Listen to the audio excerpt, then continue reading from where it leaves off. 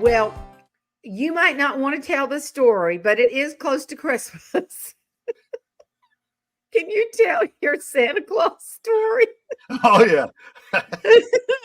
All right. So the one thing that I will say, Jane's probably heard some of the stories. So some of them we probably won't repeat.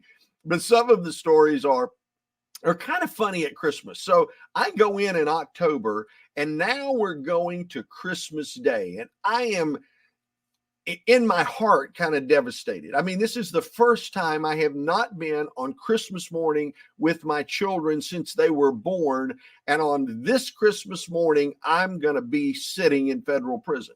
So I decided a couple of months in advance, with the little bit of money that people would send from time to time for a commissary account, it's a little store they have, that I was going to do whatever I could do to make Christmas normal.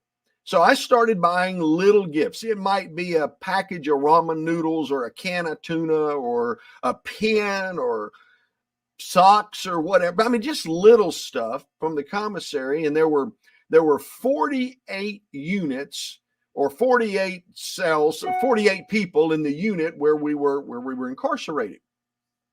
Well, by Christmas, I had gotten enough for half the unit. So I had 24 gifts, and I'd gotten some paper, just newspaper, and kind of wrapped it up as a gift. And it was like, wow, I only got enough for half.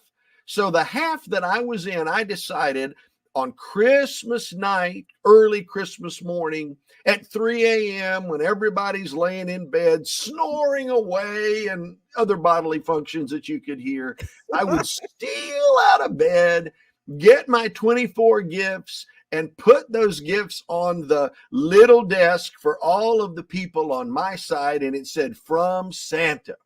And I even put one in my unit so nobody would know who Santa was. Mm-hmm. So half the unit had gifts. So it's about 5:30 a.m. and somebody wakes up, and I hear some rustling and hear some paper moving, and said, "Santa done been to our unit." And I was like, oh no, here it starts. And the next thing I know, this is awesome. Look, what did you get? I got a can of tuna. I got some ramen noodles. Santa Claus doesn't come. Well, the people on the other side of the unit, because it was only separated by about a 4-foot cinder block wall or so, said, "What y'all talking about?" And our side said, "Well, Santa Claus doesn't came."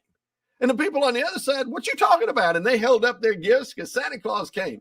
And the people over there says, "We didn't get anything." And they all started finding out, "I didn't get nothing." Says, "Santa Claus didn't come to us." And on our side, it says, "Because y'all been bad. We've been good. That's how come we got gifts." And it was priceless. It was one of those moments where, as bad as it was a funny Christmas morning. And at least for half of the people, they had something they never expected, which created a memory for them that, they probably will never forget, because probably won't ever happen again. But I got joy out of that. There's joy in giving.